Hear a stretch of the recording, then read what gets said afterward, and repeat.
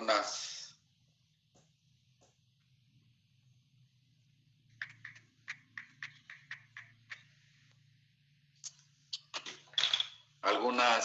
preguntas que les hice para que hayan revisado. ¿Quién ha revisado? A ver, voy a anotar lo que han revisado. De la acropaquia, doctor. ¿Cómo? De la acropaquia, que es producida por un cáncer pulmonar, o sea, tiene orígenes de enfermedades malignas en los pulmones. Ya. ¿Cómo se llama usted? Alejandra Paz. O sea, uno encuentra una acropaquia y dice, este paciente tiene un cáncer de pulmón, ¿así es? En la mayoría de veces es por enfermedades pulmonares, un 75-80%. Ya el resto por enfermedades cardiológicas. Ya, pero no es un signo específico, ¿verdad? De cáncer pulmonar. No, no siempre. Porque si fuera así, fuera extremadamente fácil diagnosticar cáncer pulmonar, porque uno ve entonces acropaquia en un enfermo y dice un cáncer pulmonar. Si fuera así, la medicina fuera extremadamente sencilla. Una de las causas de la acropaquia es el cáncer de pulmón, de acuerdo. ¿Alguna otra causa?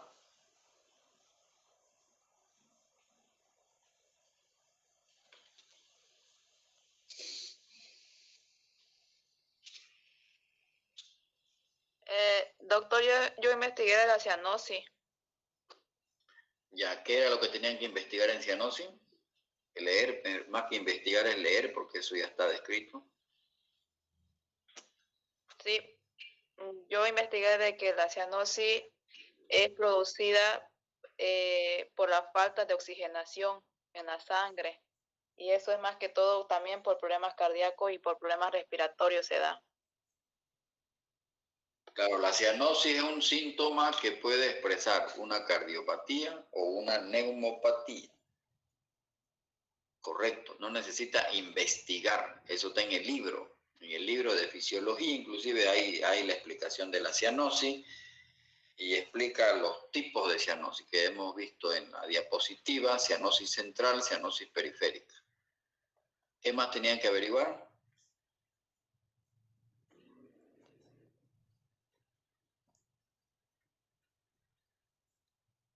Habíamos hablado de 3 signos, ¿no es verdad? Signos cardiovasculares. El signo de Hill, el signo de Muset, el signo de, no me acuerdo cuál era el otro signo que había ahí. Kussmaul. Kussmaul. ¿Alguien me dice qué es el signo de Kussmaul? Yo. Las mujeres primero. Ya. Bueno, doctor, el signo de Kussmaul se caracteriza más que todo por una respiración profunda y forzada. Esto más o menos, es decir, se asocia a lo que son la acidosis metabólica severa y la cetoacidosis diabética. Eso podría decir de signo de Kussmaul. No confunda respiración de Kussmaul con signo de Kussmaul. Ya. Lo que usted está describiendo es la respiración de Kussmaul. Eso se ve, doctor, el signo de Kussmaul en la incrustación yugular se puede ver. Ahora sí está más o menos, pero muy cantinfleado. Concretamente, ¿qué es el signo de Kussmaul? A ver. Es el aumento patológico en la incurgitación yugular. Esto es debido a que la aurícula ni el ventrículo derecho pueden aceptar más volumen. Más o menos, eso está más fisiopatológico, pero no dice semiológico. Lo fisiopatológico explica el signo, ¿no? ¿Verdad? Es como la semiografía. Más o menos, ¿cómo se llama usted? Johnny Condori. Johnny Condori, más o menos. Yo no entiendo por qué no, como si le haya preguntado que vayan a investigar la generación espontánea de aquí 500 años. O sea, eso está en el libro de semiología, es cuestión de leer. Si uno no entiende en un libro, agarra otro libro. O sea, Es tiempo, jóvenes, hay que ponerse, hay que darle tiempo. Porque si no entienden qué es el signo de Kumaul, Dios mío, tienen que saberlo describir, o sea, tienen que saber el concepto para que cuando vean el enfermo apliquen la semiotecnia. ¿Cuál es la semiotecnia para advertir el signo de Kumaul? O sea, ¿cómo yo lo advierto? No se olviden que en semiología la semiotecnia nos enseña a examinar al enfermo. ¿Y para qué examino a los enfermos? Para descubrir el signo. Porque el síntoma me lo dice el enfermo. El signo yo lo tengo que descubrir. ¿No ven? Si yo sospecho que mi corteja me la hace, no voy a creerle lo que me dice. Entonces yo tengo que hacer algo para descubrirla. Entonces tal vez tengo que vigilarla todos los días, ¿no ven? Investigar a qué hora sale de su casa, a qué hora vuelve. Entonces tengo que investigar, es decir, tengo que tengo que tomar alguna estrategia para descubrir. Y eso es lo que hace la semiotecnia. La semiotecnia te enseña a adoptar un método de exploración para que usted descubra el signo. ¿Cómo se explora el signo de Kumaul? Mediante la auscultación, doctor. Nada que ver. Mencionó que tenemos que colocar al paciente a 45 grados y pedirle que... ¿Qué te llamas la que dijiste que era por la ocultación? ¿Qué te llamas?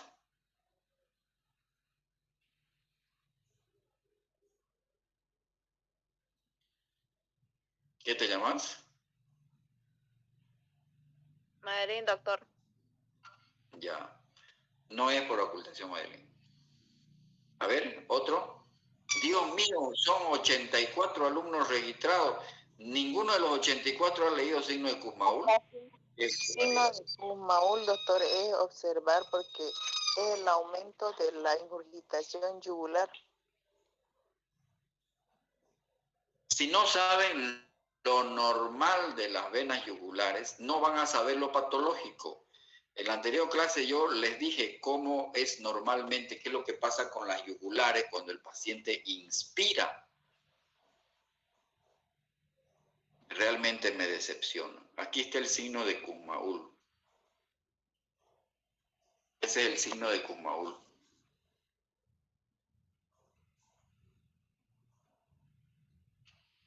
O sea, ahí está la definición del Kumaul. Dice, es el aumento de la presión venosa yugular durante la inspiración. ¿Cómo lo exploro? El paciente tiene que estar en decúbito dorsal, mejor si es inclinado a 45 grados. 45 grados. Estoy yo al lado derecho de mi enfermo. ¿Qué estoy describiendo? ¿Qué estoy describiendo? ¿Qué estoy utilizando? Una semiotecnia. ¿Quién me lo enseña? La semiología. ¿Para qué? Para advertir el signo, para explorar. Si ustedes no saben explorar, no van a poder encontrarlo los signos, porque signo más síntoma es síndrome, y eso nos lleva al diagnóstico. Entonces, el médico se coloca al lado derecho del enfermo, ¿verdad? ¿Y qué más? Así nomás va a aparecer las yugulares irritadas, así nomás va a aparecer. ¿Qué tengo que hacer? Pedirle que mire a un lado.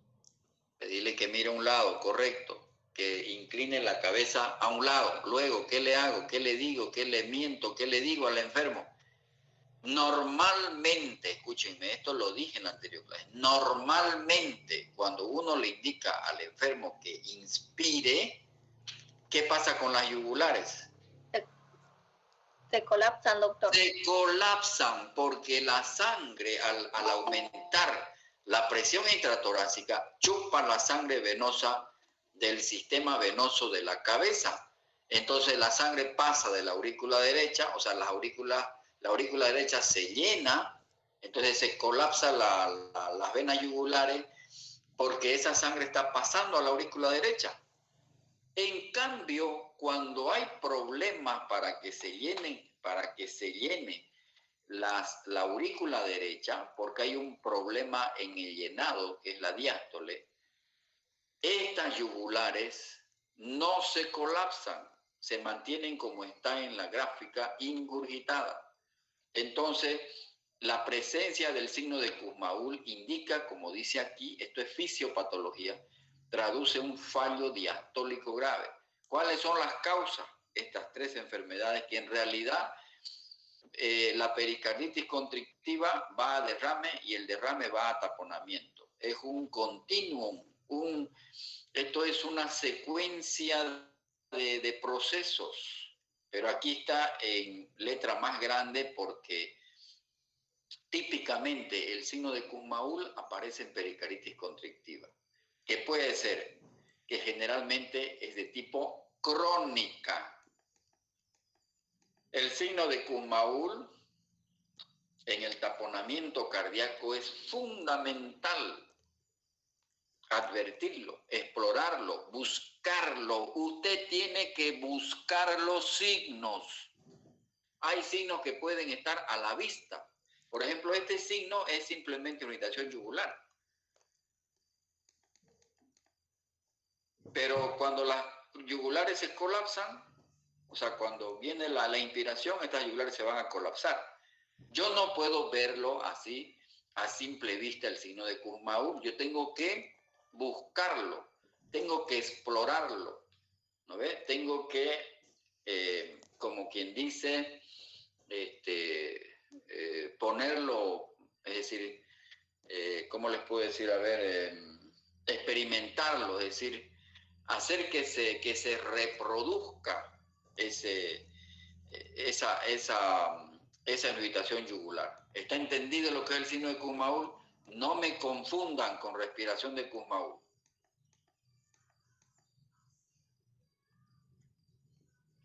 ¿Está claro?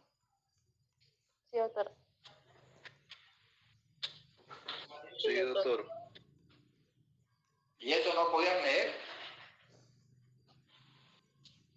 En 2 minutos se lee eso. ¿Y eso no podían leer? Decepcionan realmente. El otro signo, estoy hablando de signos cardiovasculares, signos, es el frote pericárdico. El frote pericárdico que fue descubierto, que fue descrito en toda su dimensión por el doctor Chiellin, él decía, son ruidos rasposos, chirriantes, ásperos o crujientes.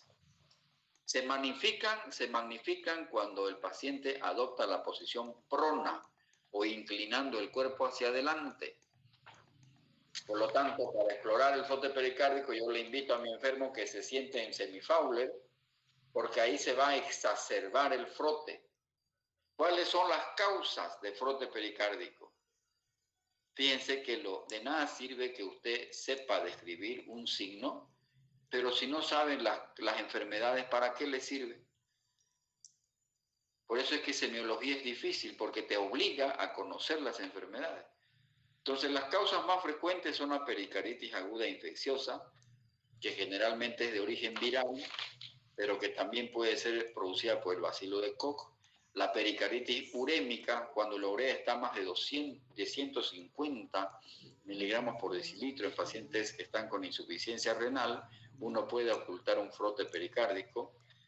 En el postoperatorio de cirugía cardíaca, cuando lo operan a un paciente del corazón, le cambian válvula, lo operan de las arterias coronarias o de cualquier otro problema, generalmente como el cirujano cardiovascular maniobra el pericardio, se inflama el pericardio y uno puede ocultar un frote y esto le puede generar dolor al enfermo, pero con un antiinflamatorio no esteroideo pasa.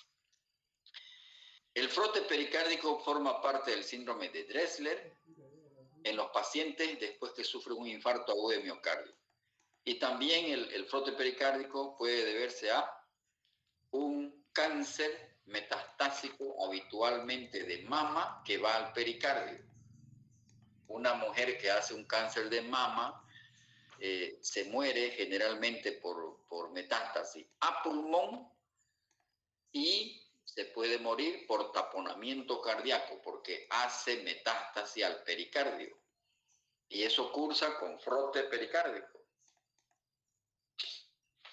Entonces, con esto terminamos los signos cardiovasculares y ahora vamos a continuar con lo que es la semiología de la ocultación cardíaca. ¿Cómo vamos a ocultar?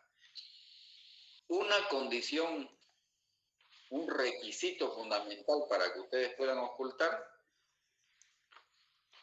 es que tengan un buen fonendoscopio. Porque fíjense ustedes que uno tiene que educar al oído. Hay que educar al oído. Como que uno tiene que educar a sus manos para poder palpar una barriga, un abdomen. Así uno tiene que educar el oído. Y habitualmente cuando uno es estudiante, como es yesca, se compra un fonendoscopio muy barato, muy michi, y no va a poder ocultar. Entonces, en lo posible tienen que conseguirse un fonendoscopio más o menos de buena calidad. Ya saben que los clásicos son los Littmann, ¿no es verdad? Porque si se consiguen un fonendoscopio de mala calidad, no van a poder distinguir los ruidos cardíacos, van a tener mucha dificultad. Lo otro es que practiquen, jóvenes. Esto es como con guitarra, ¿eh?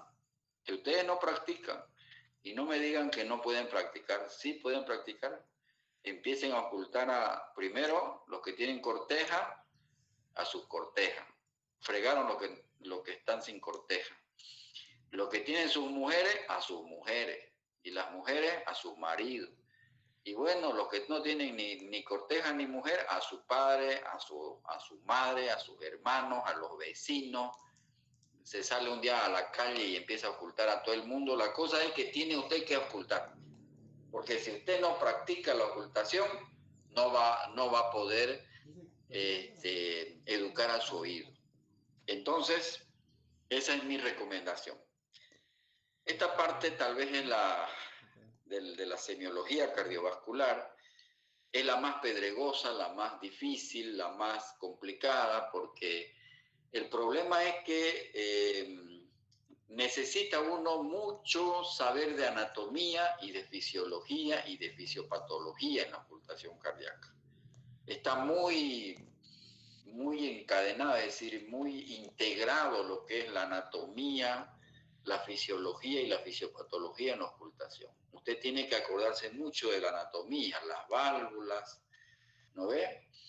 Entonces, los que están leyendo anatomía y fisiología cardíaca, yo creo que va a ser provechosas mis charlas, pero si no leen anatomía y fisiología, pucha,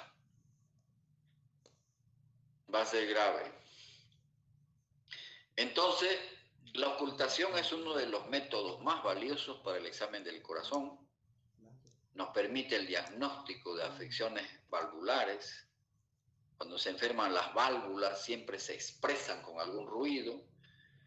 Y es importante reconocer el ciclo cardíaco normal y el ciclo cardíaco anormal. Por eso es que uno necesita mucho de los conceptos anatomofisiológicos.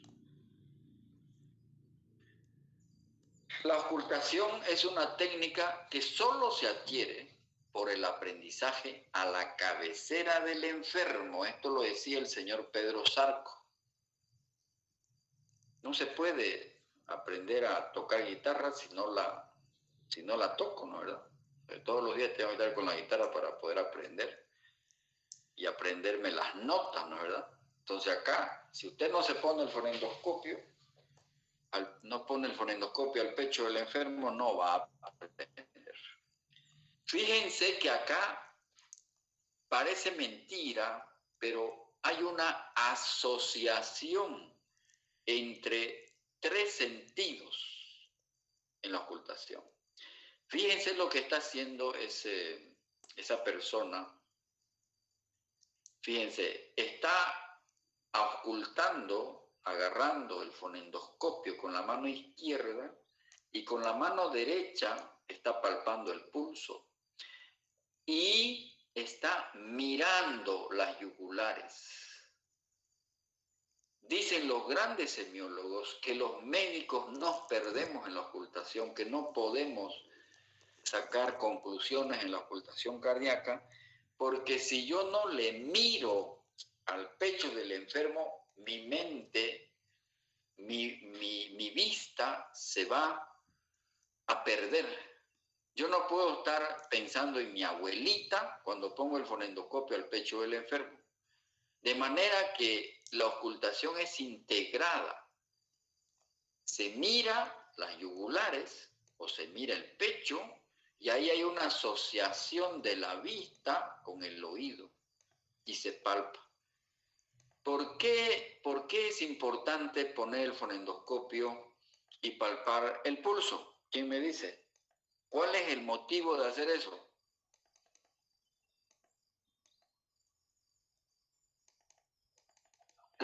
Doctor, yo tengo dos teorías. Una que nada, primero podría ser para ver si es que uno no puede identificar un soplo diastólico o un soplo sistólico.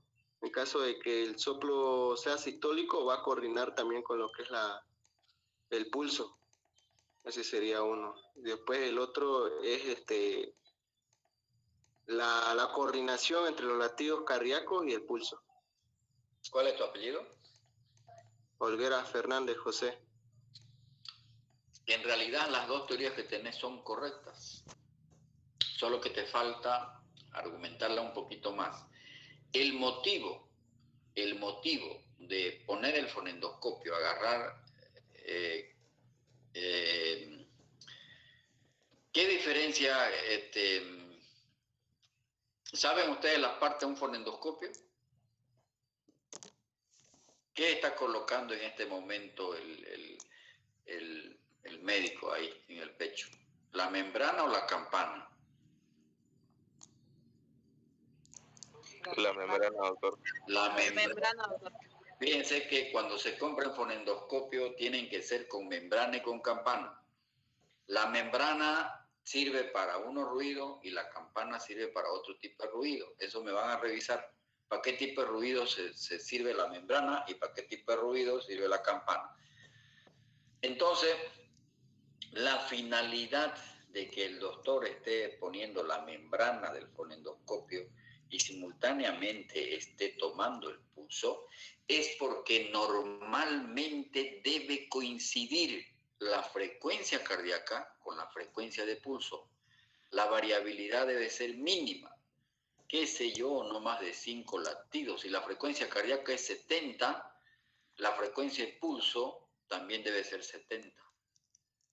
Y la otra razón que decía Olguera es que evidentemente los soplos sistólicos y diastólicos, uno permite discriminar si es un sistólico y es diastólico palpando el pulso. De esa forma se sabe. Y eso es aprendizaje. Es decir, usted tiene que practicar porque cuesta. Entonces son las dos razones fundamentales. Lo correcto es hacer lo que está haciendo el médico ahí. Cuando yo voy, es decir, no voy a estar todo el tiempo haciendo esa forma simultánea, ¿no? De poner el fonendoscopio al pecho del enfermo y palpar el pulso. Por un rato lo haré para saber si coincide la frecuencia cardíaca con la frecuencia de pulso, porque normalmente debe coincidir. Cuando un enfermo tiene arritmia, esto no va a coincidir. La frecuencia cardíaca va a estar 70 y a lo mejor la frecuencia de pulso puede estar baja o puede estar más alta. Entonces, esa es la finalidad. Ok, entonces hagan eso, practiquen. Eso no lo dice el doctor Solís, eso lo recomiendan los grandes expertos en clínica, en semiología.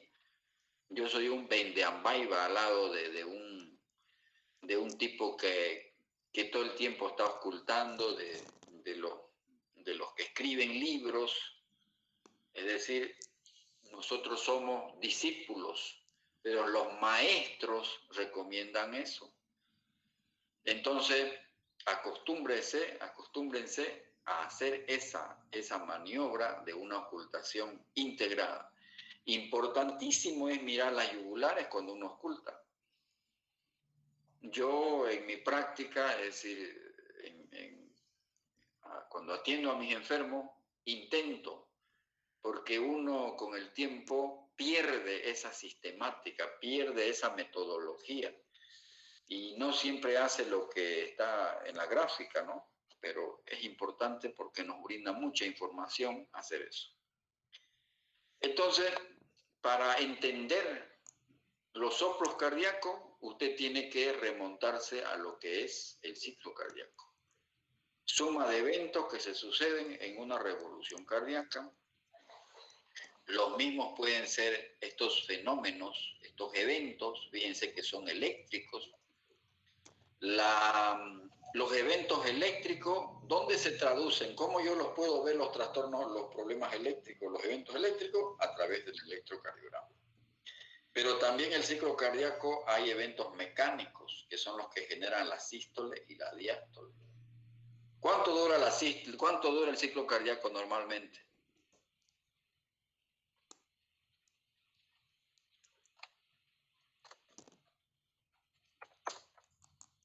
¿Ves que no saben? No se acuerdan, no han leído, no repasan.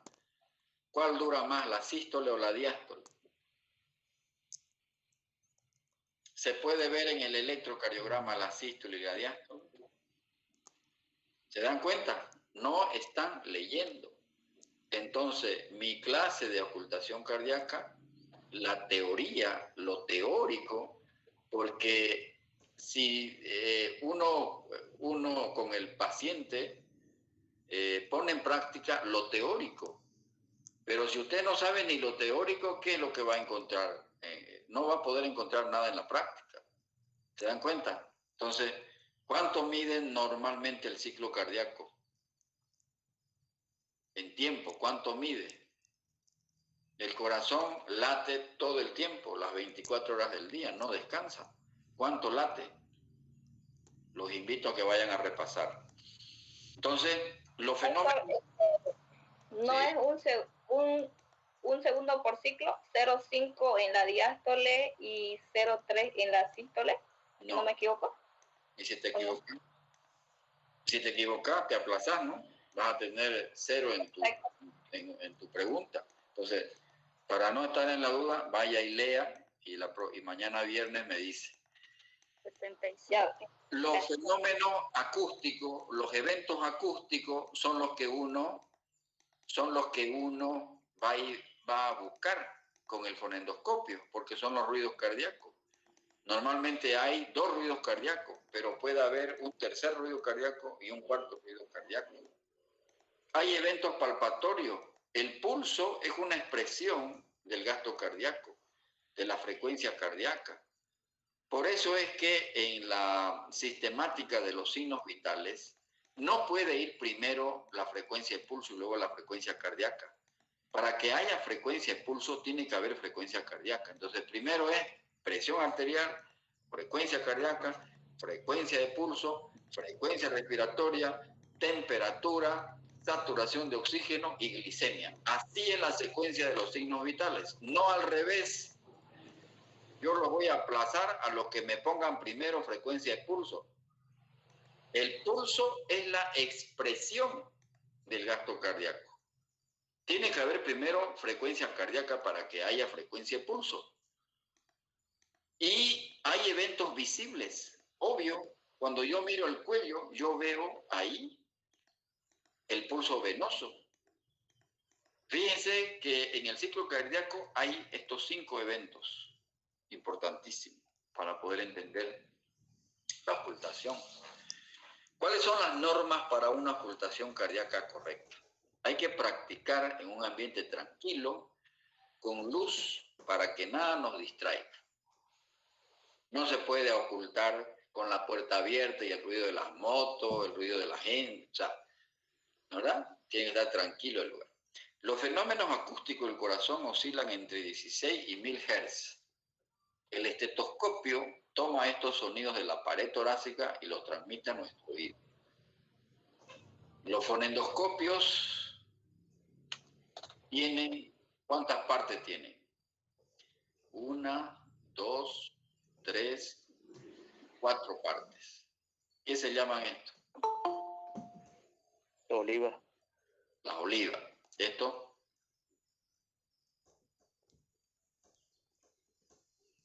Y esto.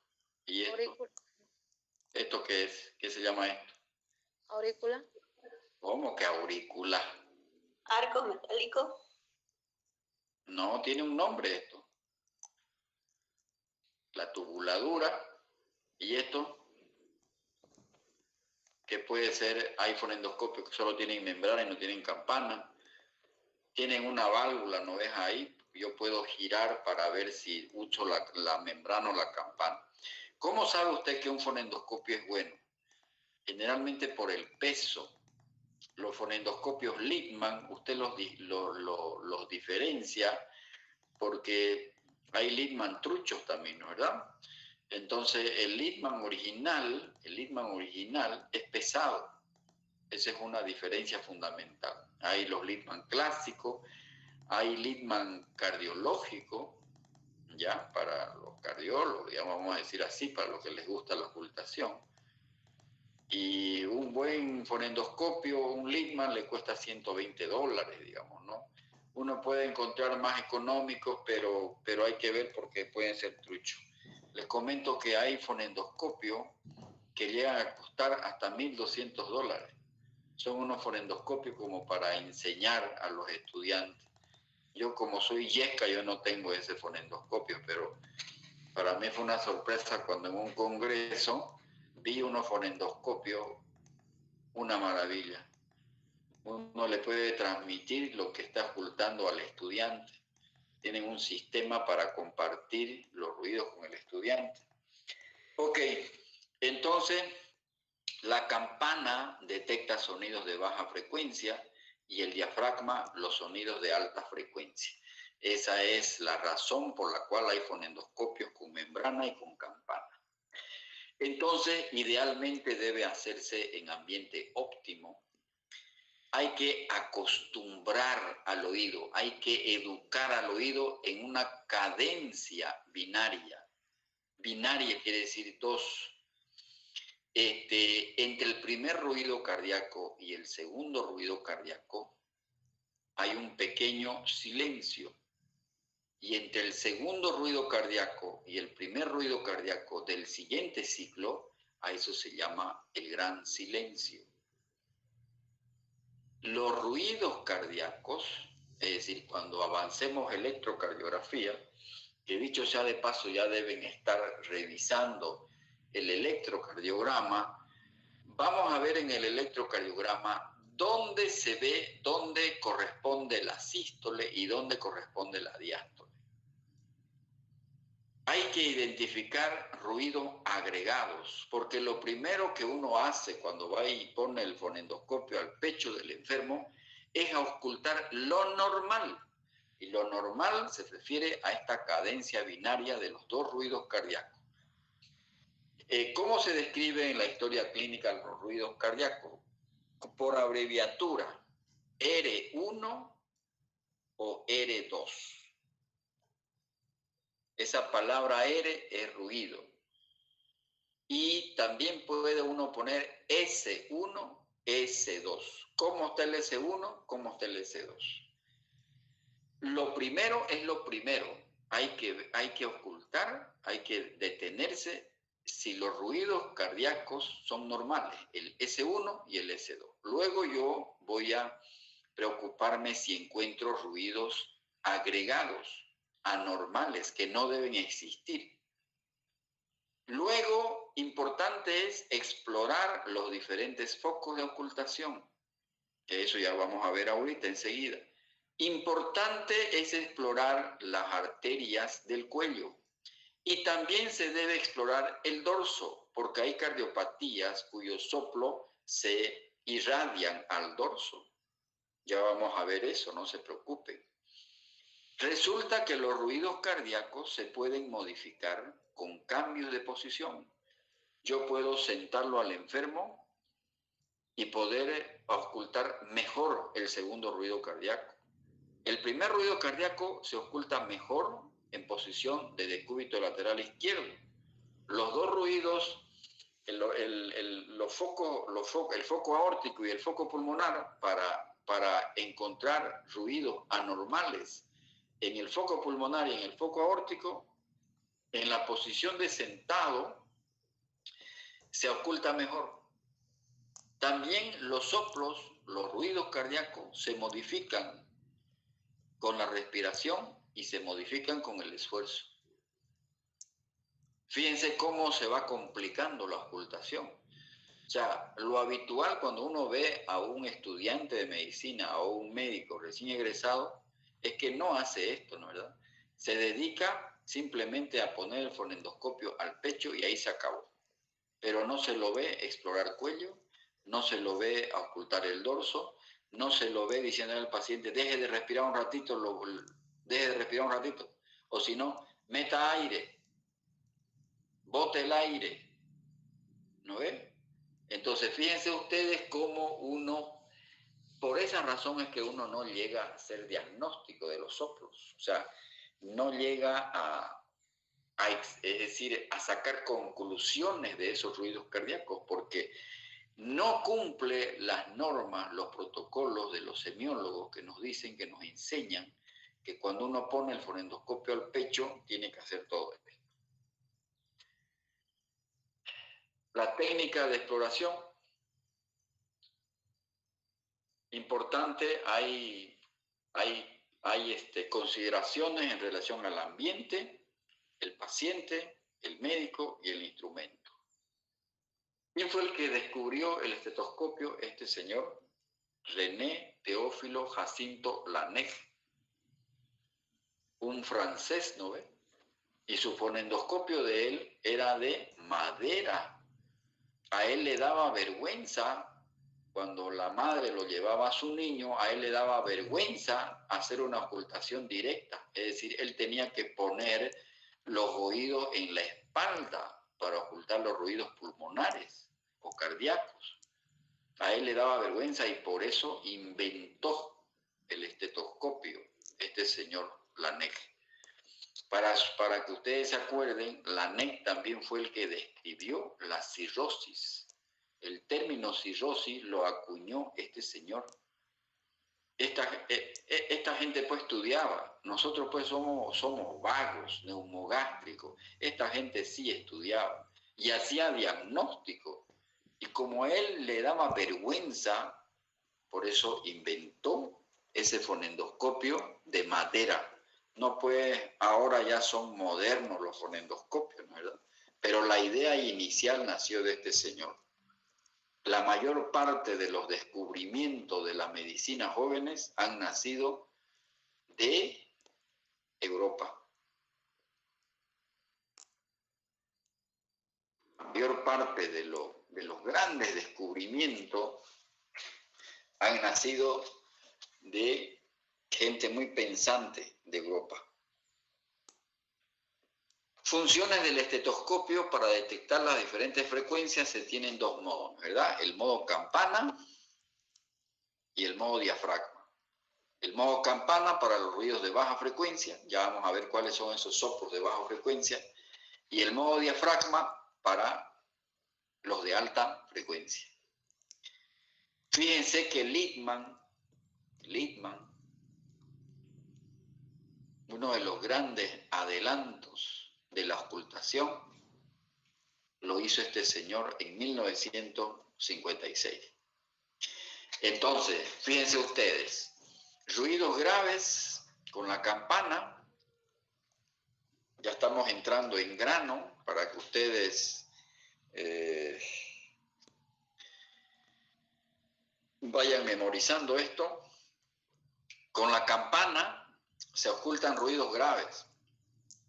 ¿Quiénes son los ruidos graves? El S3 y el S4, el soplo de estenosis mitral y el soplo de la estenosis tricuspidia, de la insuficiencia tricuspidia. Estenosis, perdón. Entonces, cuando yo sospecho una estenosis mitral, es mejor que oculte con la campana. Los ruidos agudos de baja frecuencia sirven para ocultar sobre todo el primer ruido cardíaco y el segundo ruido cardíaco. El soplo de insuficiencia aórtica, el soplo de insuficiencia mitral y tricuspidia y los roces pericárdicos. Había sido así importante, ¿no? No es nomás poner el fonendoscopio al pecho, jóvenes.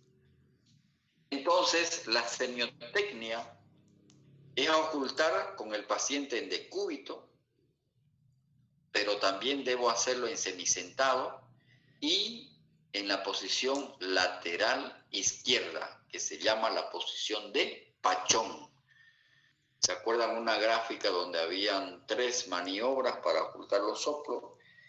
La maniobra de pachón, la maniobra de Harvey, son 3 maniobras para ocultar soplo, para ver las modificaciones en realidad. Ambiente silencioso, ¿y qué es lo que tenemos que hacer? Reconocer el ritmo. Si es un ritmo normal, los ruidos cardíacos tienen una onomatopeya normal. ¿Qué es la onomatopeya? Loop, loop. No, pero ¿qué es la palabra? ¿Qué significa la onomatopeya? Bueno, algunos seguro que deben lenguaje, ¿no? Del colegio. Se aplazaron seguro y deben. ¿Qué es la onomatopeya? Para la próxima clase. Entonces, la onomatopeya normal de los ruidos cardíacos es como dice su compañera. Una simulación de los ruidos cardíacos es loop-tup, loop-tup. Y hay otros semiólogos que dicen tum-tac, tum-tac. Entonces, tienen que educar a su oído porque esa onomatopeya normal es la que yo debo ir a buscar cuando pongo el fonendoscopio al pecho de mi enfermo. Saber si es así esa onomatopeya, porque esa onomatopeya es normal.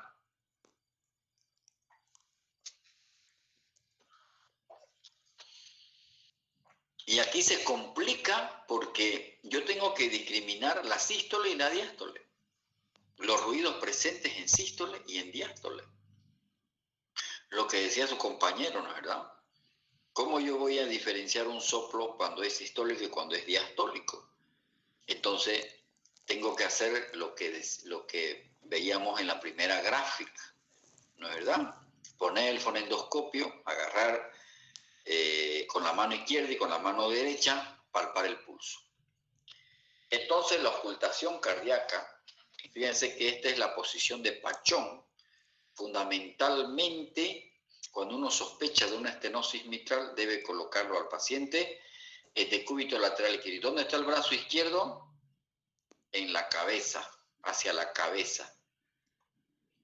Entonces, en posición de sentado y en posición supina. Lo habitual que hacemos es esto, lo sistemático, lo rutinario. No van a ver ustedes a los médicos hacer esto, ponerlo en sentado. A ver, siéntese, lo voy a ocultar en sentado. No lo hacen. Y por eso no diagnosticamos, por eso es que no llegamos a los diagnósticos, jóvenes. Nos olvidamos de esta sistemática de la ocultación cardíaca. Entonces, algunas veces es necesario ocultar a nuestros enfermos en posición de sentado, fundamentalmente para el foco aórtico y el foco pulmonar, segundo espacio intercostal sobre el borde external derecho, foco aórtico o área aórtica, y el foco pulmonar, segundo espacio sobre el borde external izquierdo, acá. Para ver alteraciones de estos 2 focos, yo lo pongo encetado al enfermo. Entonces puede empezar en decúbito dorsal. Si sospecho estenosis mitral, alguna alteración de la válvula mitral, lo pongo en decúbito lateral izquierdo, que se llama la posición de pachón.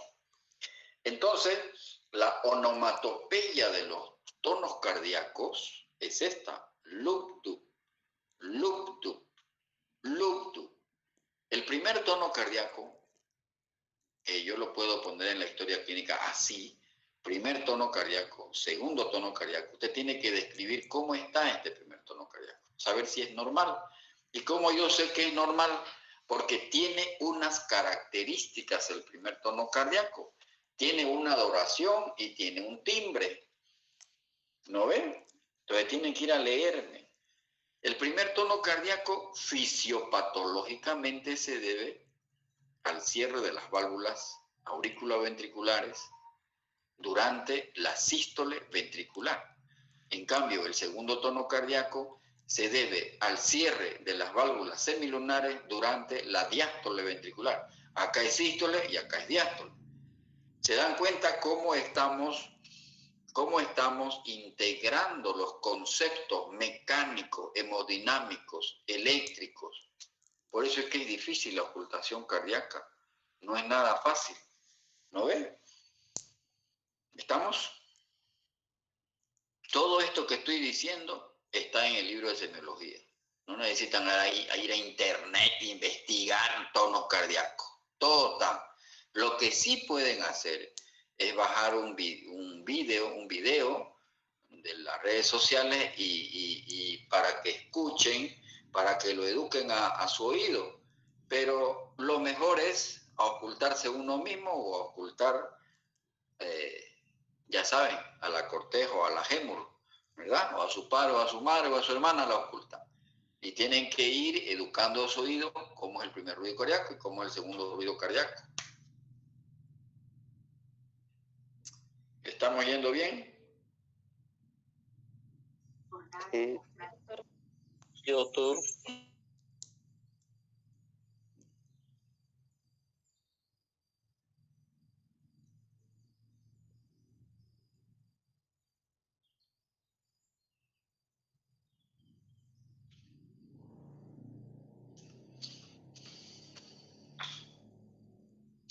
Ahora fíjense esto. Hay una fase áfona, ¿sí?, que no genera ruido. Entre el primer ruido y segundo ruido. A esto se denomina el pequeño silencio. Entre el primer ruido y el segundo ruido hay un pequeño silencio. En cambio, esa fase que media entre el segundo y el primer ruido del siguiente ciclo se llama gran silencio. El pequeño silencio, fíjense que es más corto y el gran silencio es más largo. ¿No ve? Aquí el primer silencio, tum, tac, ¿no? Y entre el tac, el segundo ruido, y el primer ruido de este otro ciclo, hay un espacio, una fase más prolongada, que es el segundo o el gran silencio. Gran silencio, perdón, no es segundo silencio. Este es pequeño silencio porque dura menos tiempo y el otro es gran silencio. Los dos ruidos señalan el principio y el final de la sístole. Los dos ruidos señalan el principio y el final de la sístole. Cuando veamos electrocardiograma, las ondas, ahí se van a dar cuenta de dónde a dónde en esas ondas del electrocardiograma va la sístole, hasta dónde va la sístole y desde a dónde va la diástole. El gran silencio, es decir, entre el segundo ruido y el primer ruido del siguiente ciclo, incluido el tercer ruido, corresponde a la diástole. La sucesión de primer ruido, pequeño silencio, segundo ruido, gran silencio, constituye el ciclo cardíaco. Entonces, esta noche, antes de echarse ustedes, o en durmiendo, se van a poner el fonendoscopio y toda la noche van a ocultar. Se van a ocultar los ruidos cardíacos. Primer ruido cardíaco, S1 o R1. Al comenzar la contracción ventricular, aumenta la presión en su interior del ventrículo, de cada uno de los ventrículos. Entonces, ahí se genera el primer ruido cardíaco. Entonces, se llena el ventrículo y al contraerse el ventrículo para expulsar el volumen latido del corazón, las válvulas mitral y tricúspide se cierran. Ese cierre corresponde al primer ruido. La válvula mitral se simboliza con la letra M, y el 1 significa el primer ruido. Y el cierre de la válvula tricuspidea se abrevia T1, y el 1 es porque se refiere al primer ruido cardíaco. Por eso decíamos, la fisiogenia del primer ruido cardíaco es el cierre, el ruido que genera el cierre de la válvula. Primero se cierra la válvula mitral porque está sometida a mayor presión, y luego se cierra la válvula tricúspide durante la sístole ventricular.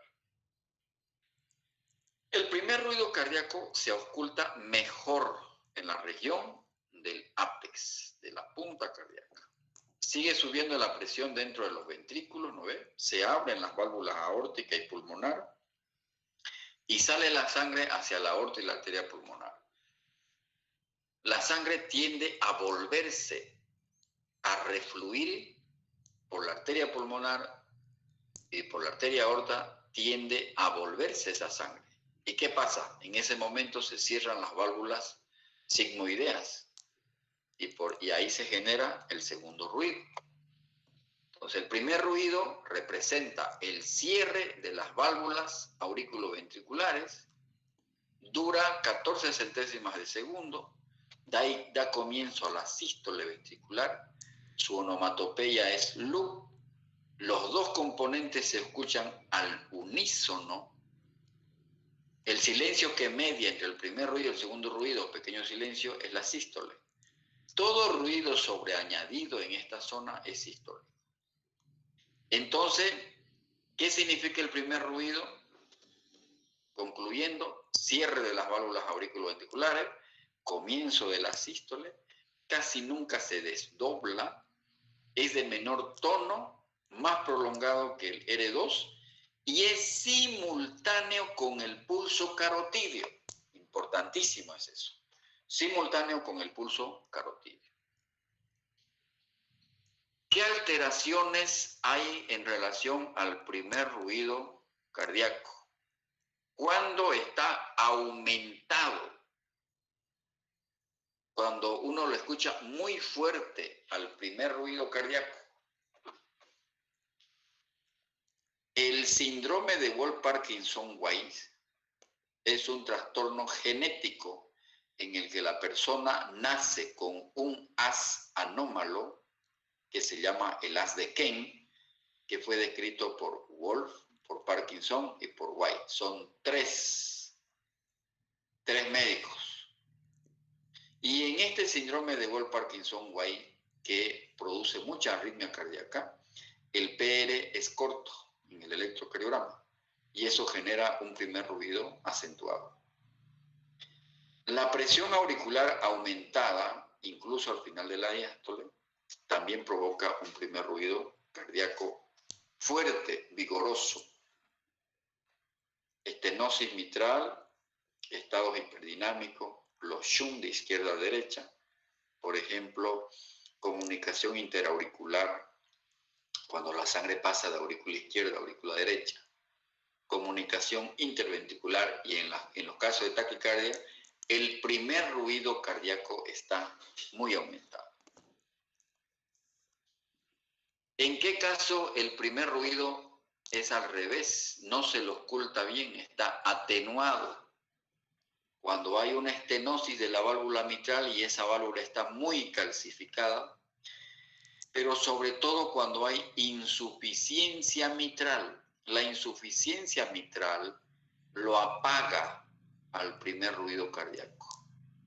Y cuando hay obesidad y cuando hay enfisema, yo tampoco puedo ocultar el primer ruido cardíaco. Está muy atenuado. Primer ruido cambiante, muy variable. A veces lo escucho muy fuerte, a veces lo escucho muy débil en los casos de arritmia. Una de las arritmias que más produce ruido cambiante, el primer ruido, es la fibrilación auricular. Una de las arritmias más frecuentes es la fibrilación auricular. Ahora pasemos al segundo ruido cardíaco. Al terminar de vaciarse los ventrículos, cae la presión en su interior y como la sangre tiende a volver por la arteria pulmonar y la arteria aorta, inmediatamente se cierran la válvula aórtica y pulmonar para evitar el reflujo. Entonces ahí se genera el segundo ruido. ¿Cómo se abrevia? R2. Y primero es el componente aórtico, porque la primera válvula que se cierra es la aorta y luego se cierra la pulmonar. Por eso se pone A2 y P2.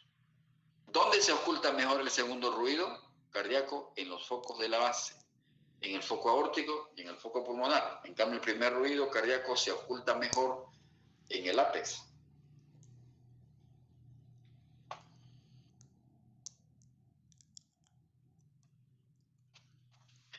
Por lo tanto, el segundo ruido cardíaco representa el cierre de las válvulas aórtica y pulmonar. El componente aórtico, o sea, el cierre de la válvula aórtica ocurre primero, es más fuerte y se oculta desde el segundo espacio paraesternal derecho hasta el ápex. El componente pulmonar es más débil y solo se oculta en el segundo o tercer espacio paraesternal izquierdo, fundamentalmente en inspiración. Y el segundo ruido termina en sístole y se inicia en diástole.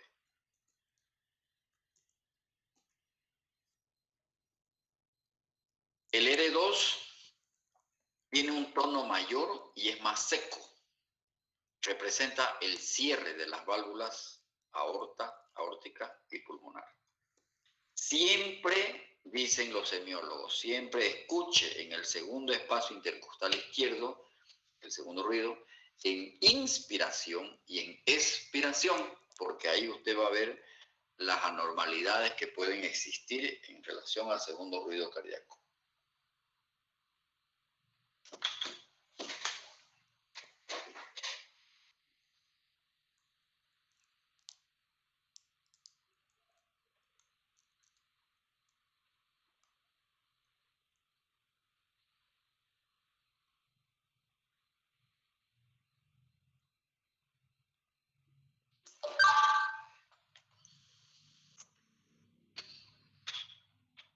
También el segundo ruido cardíaco se desdobla.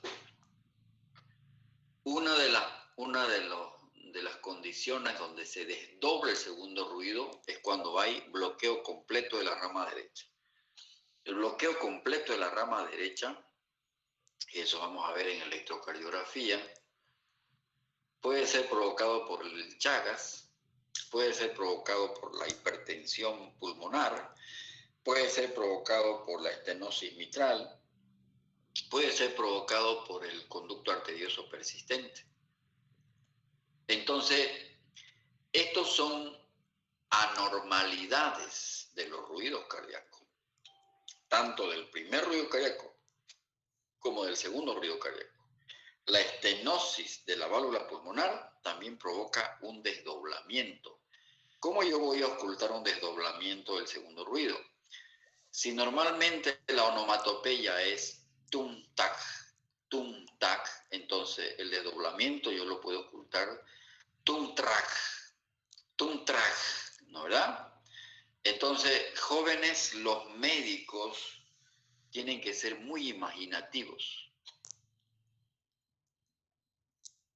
Entonces, el desdoblamiento del segundo ruido yo voy a encontrar en la estenosis de la válvula pulmonar. La estenosis de la válvula pulmonar es una cardiopatía congénita, la quinta cardiopatía, es decir, hay 5 cardiopatías congénitas. Desde la más frecuente, que es la comunicación interventricular, y la última de estas 5 es la estenosis de la válvula pulmonar, aunque algunos autores dicen que es la segunda cardiopatía congénita más frecuente.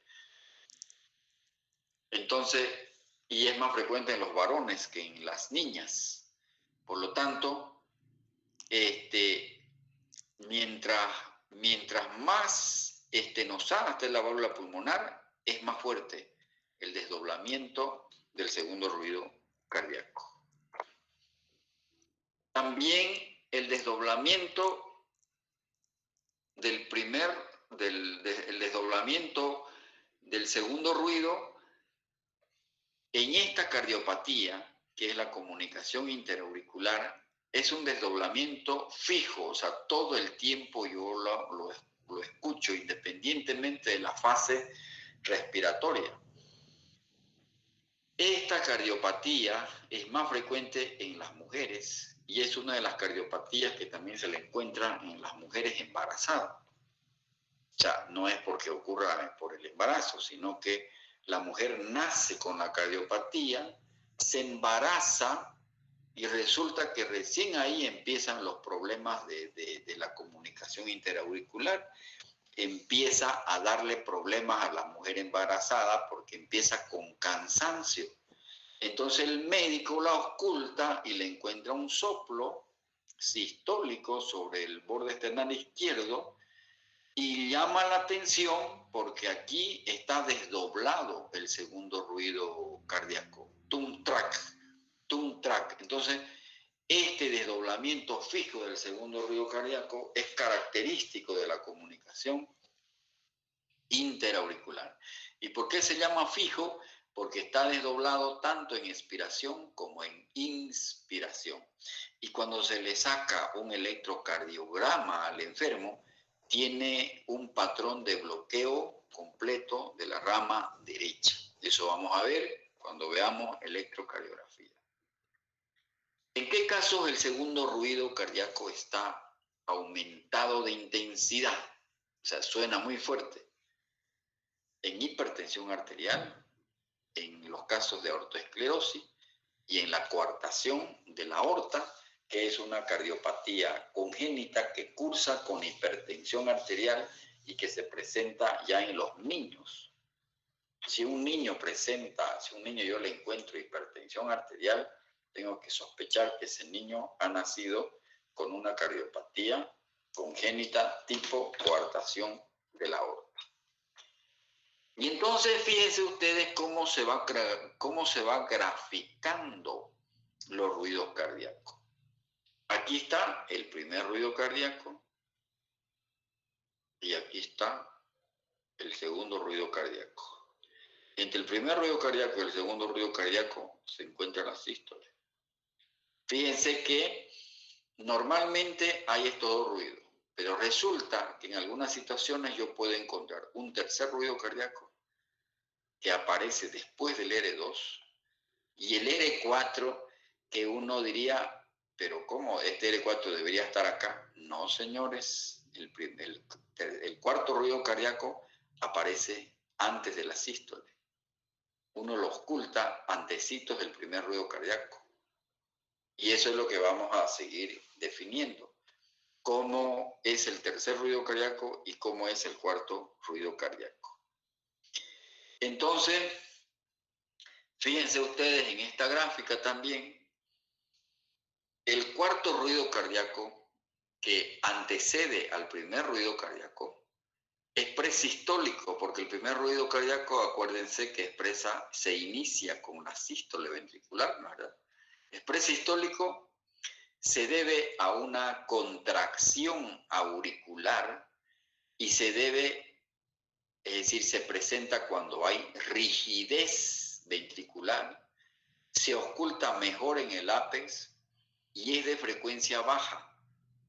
Siempre es patológico. La presencia de un cuarto ruido cardíaco siempre es anormal.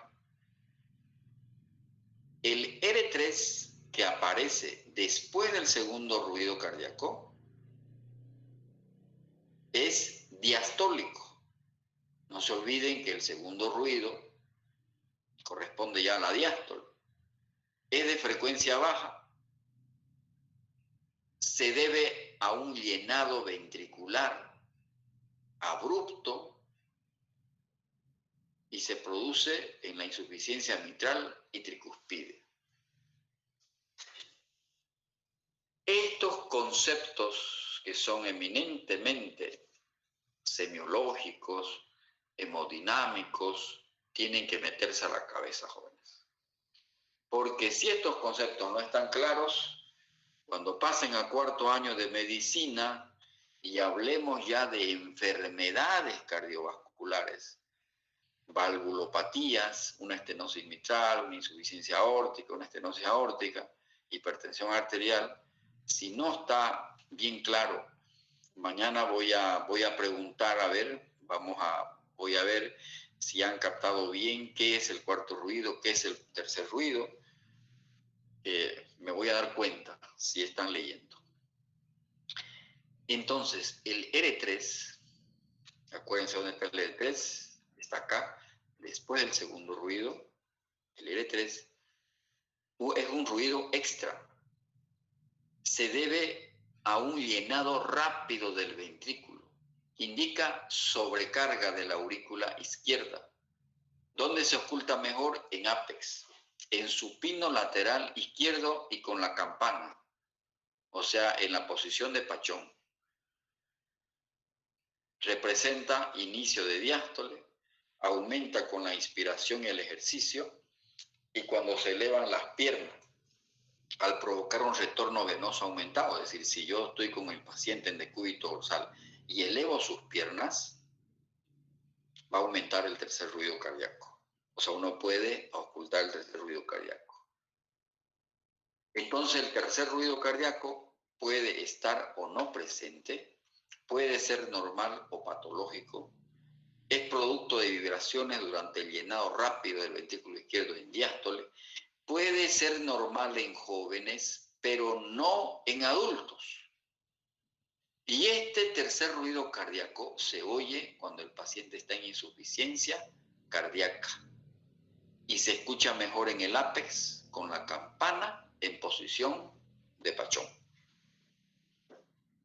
Y el cuarto ruido, también conocido como auricular, acuérdense que es presistólico porque está antes del primer ruido cardíaco, siempre es patológico, indica contracción auricular, se escucha antes el primer ruido cardíaco y su presencia puede ser indicio de estenosis aórtica, miocardiopatía hipertrófica o hipertrofia en niños atléticos. De cualquier forma, este ruido siempre es considerado patológico. Concluyendo, el R4 es un ruido extra, antes del primer ruido, por eyección de la aurícula izquierda, es mejor escuchado en el ápex, en posición supina o en posición de pachón, corresponde a la diástole tardía y aumenta en las mismas situaciones que el R3, es decir, es un ritmo de galope. Es patológico en la estenosis de la válvula aórtica, es una de las patologías que lo puede generar, y aumenta, cuando aumenta la velocidad de flujo, ahí se escucha mejor. Entonces, estos son los 4 ruidos cardíacos que tienen que meterse a la cabeza, y lo primero que tienen que hacer es recordar estos conceptos que son netamente anatómicos, fisiológicos, fisiopatológicos, para que recién podamos nosotros introducirnos en el campo de los soplos, porque si yo no lo entiendo, esto que es normal, no voy a poder entender lo anormal, porque los soplos ya son ruidos anormales. En esta gráfica se ve el R4, que es antes del primer ruido, ¿verdad? Aparece cuando el ventrículo es poco distensible. Se ve en qué patologías generan cuarto ruido: hipertensión arterial, estenosis aórtica, insuficiencia cardíaca y la miocardiopatía hipertrófica. Estas patologías las vamos a ver bien en cuarto año de medicina. Por ahora, lo que me interesa es que ustedes sepan reconocer lo normal: el R1, el R2, pero también el R3 y el R4. ¿Estamos? Y finalmente, con esto voy a terminar. ¿Qué debemos precisar de los ruidos cardíacos normales? Su frecuencia. Cuando yo voy y pongo mi fonendoscopio al pecho del enfermo, lo que voy a explorar es la frecuencia cardíaca. Hay 2 formas de decir: latidos por minuto o batimentos por minuto. pero esto es de la escuela brasilera. Como somos netamente paicos nosotros, latidos por minuto. El ritmo, ¿cómo está el ritmo? Esa onomatopeya, ¿cómo está esa onomatopeya de los ruidos cardíacos? Si la onomatopeya es normal, lup-dup, entonces digo, el ritmo cardíaco está regular. Pero si no está esa onomatopeya así, entonces yo digo, el ritmo cardíaco es irregular. Y el primer ruido cardíaco y el segundo ruido cardíaco, yo tengo que saber la intensidad. Si no los escucho bien, yo digo hipofonéticos. Pero puede ser el R1 o el R2, entonces yo tengo que precisar cuál ruido pueden estar los dos o puede estar uno solo. Lo tengo que precisar. Y si yo los escucho muy fuertes, digo ruidos cardíacos hiperfonéticos.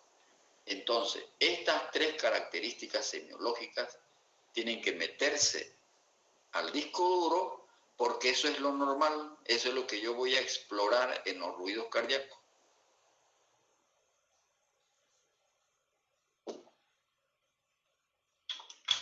¿Alguna pregunta hasta aquí? Creo que los he emborrachado con una serie de términos, pero fíjense que hay muchos conceptos que son anatómicos y fisiológicos.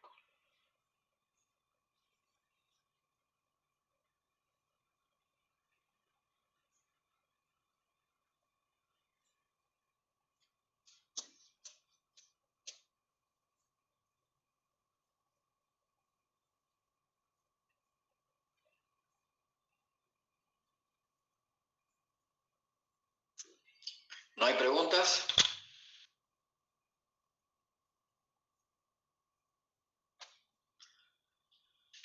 Y esta es tarea para la casa.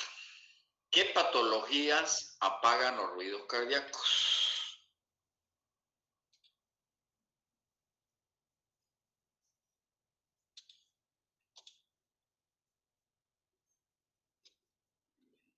¿No hay preguntas?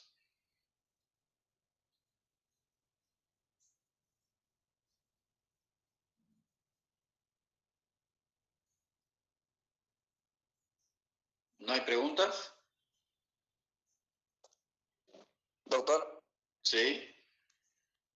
El cuarto ruido cardíaco, eso pasa cuando una vez que vacía la sangre hacia los ventrículos o antes, no lo entendí muy bien, digamos, el cuarto ruido cardíaco. El cuarto ruido cardíaco es presistólico, ¿verdad?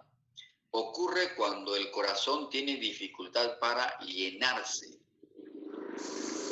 Por eso dice, una de las causas es la hipertensión arterial. Cuando el corazón está hipertrófico, le cuesta llenarse porque sus cámaras están engrosadas. Entonces cuesta que la sangre pase de las aurículas a los ventrículos. Entonces, las aurículas tienen que contraerse con mayor fuerza para hacer pasar la sangre. ¿Me entendés? Y ese trabajo de mayor fuerza es el que genera el cuarto ruido cardíaco. O sea, es porque las cámaras están muy rígidas, entonces se tienen que contraer con mayor fuerza las aurículas para poder hacer pasar la sangre. El cuarto ruido cardíaco. ¿Entendido? Sí, doctor, ya lo entendí. Bueno, si no hay más preguntas, nos veremos mañana. Sigan revisando las dudas que tengan, mañana las solucionamos. Pasen buenas noches.